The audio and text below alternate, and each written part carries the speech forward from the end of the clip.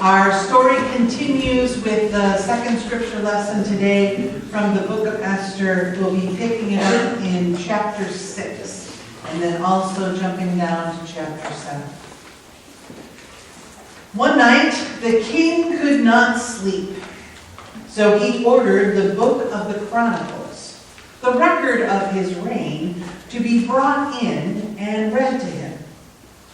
It was found recorded there that Mordecai had exposed Bigthana and Teresh, two of the king's officers who guarded the doorway, who had conspired to assassinate King Xerxes.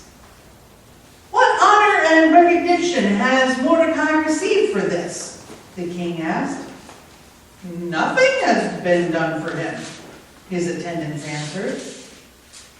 The king said, "Who is in the court?" Now Haman had just entered the outer court of the palace to speak with the king about impaling Mordecai on the pole he had set up for him. His attendants answered, "Haman is standing in the court." "Bring him in," the king ordered. When Haman entered, the king asked him, "What should be done for the man the king delights to honor?" Now Haman thought to himself, "Who is there that the king would rather honor than me?" So he answered the king, "For the man the king delights to honor, have them bring a royal robe the king has worn, and a horse the king has ridden on, one with a royal crest placed on his head. Then let the robe and the horse be entrusted to one of the king's most noble princes. Let them robe the man the king delights to honor, and lead him on the horse throughout the city streets, proclaiming before him, 'This is what is done for the man the king delights to honor.'" "Go at once," the king commanded Hiram.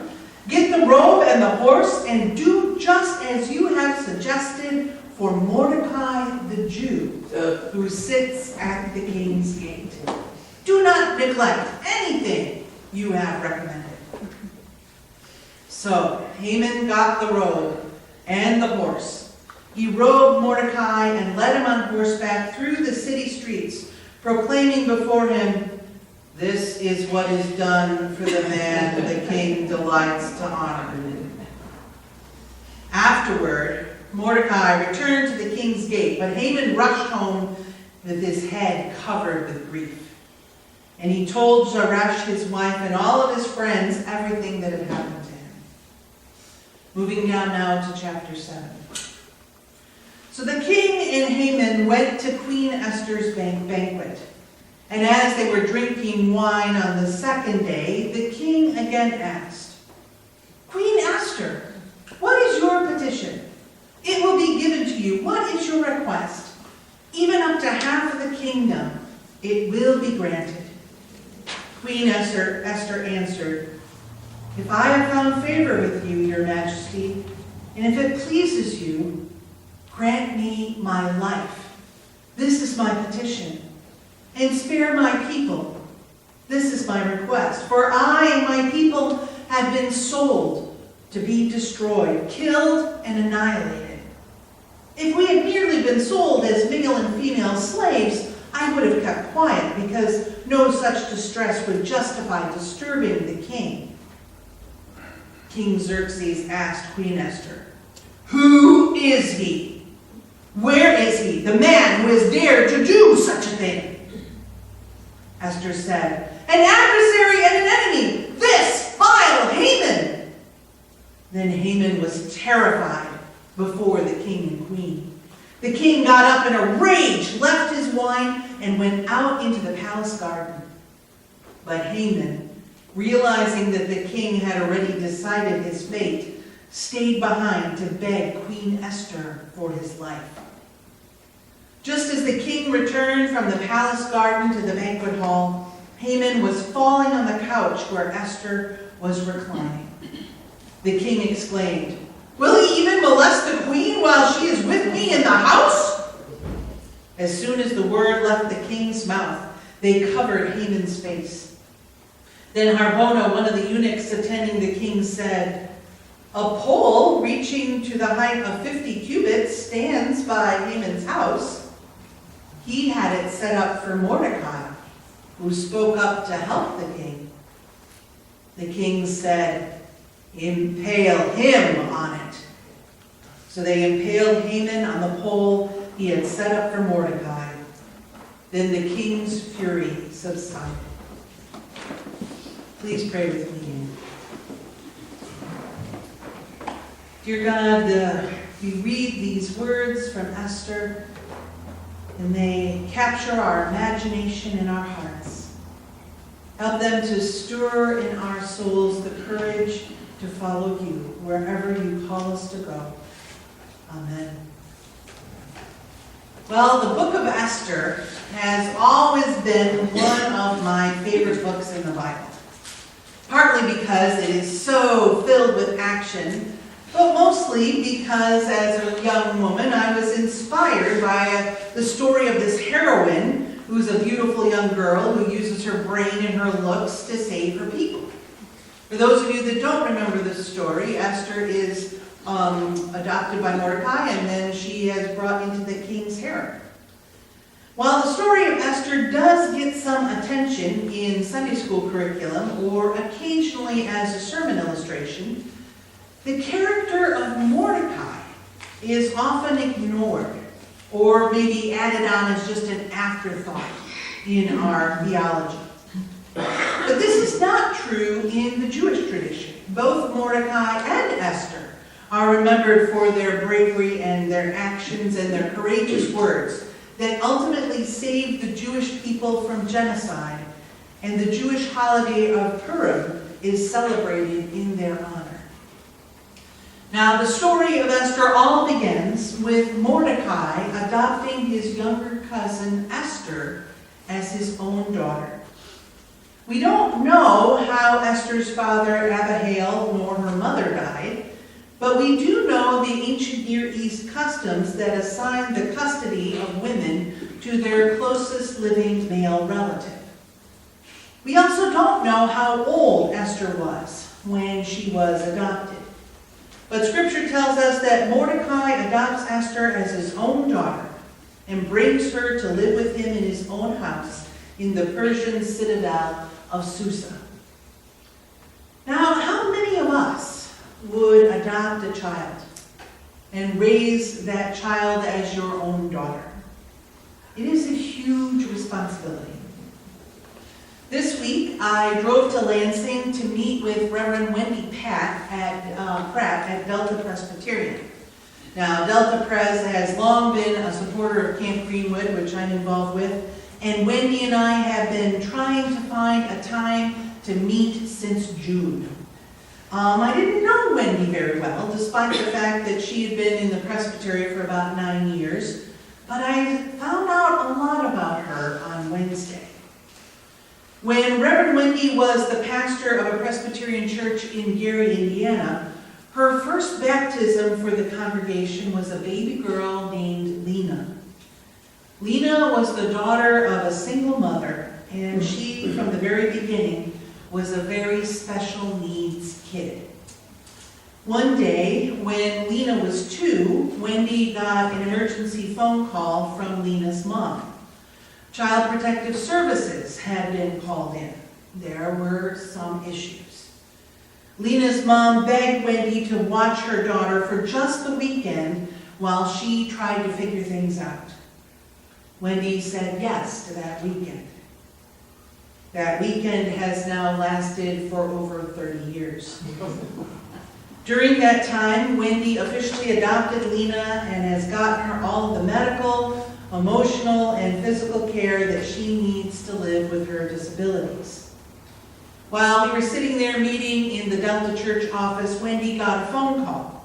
A new caregiver situation that was supposed to work to integrate Lena into her community through some volunteer work at the library had backfired. Wendy was stoic, though, about the phone call. She had been through situations like this with Lena before, and she expected it again many times in the future. Wendy is called to be Lena's mom, and she is going to do it to the best of her ability her whole life long and try tried to raise Lena as a child of God. Now, I think Mordecai was a person of this same caliber. Not only did he take in and adopt his cousin Esther, he raised her to be a person of courage and faith, a person who cared about her people.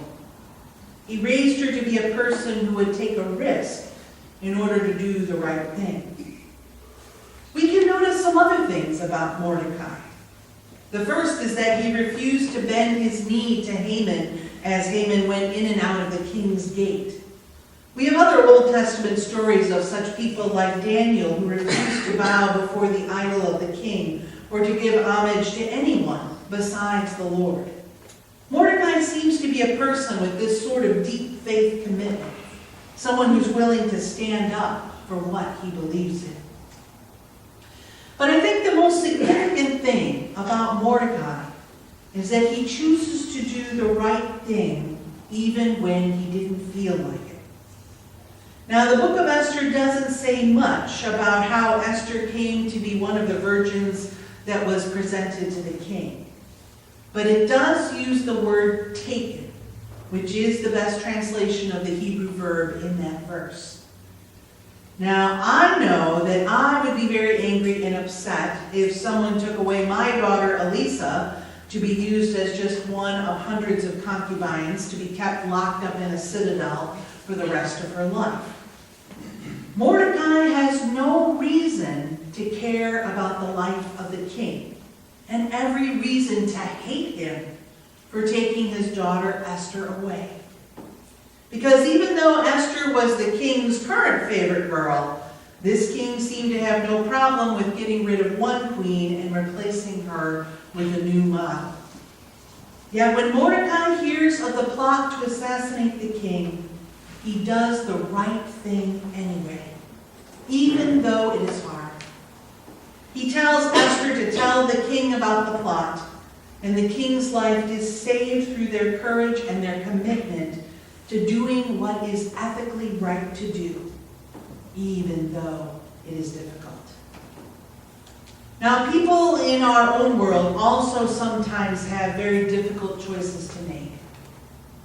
Recently, in College Place, Washington, a mother read her 17-year-old's private journal in horror.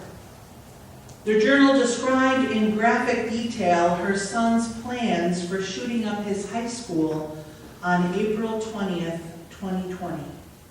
This is the anniversary of the terrible Columbine massacre, which happened in 1999. In the journal, her son described how he would first detonate pipe bombs in his high school, then how he would use multiple firearms to blast everyone in sight, and then he would execute survivors. While her son claimed that the journal entry was simply a creative fiction writing piece, his mother suspected otherwise, and she called the police.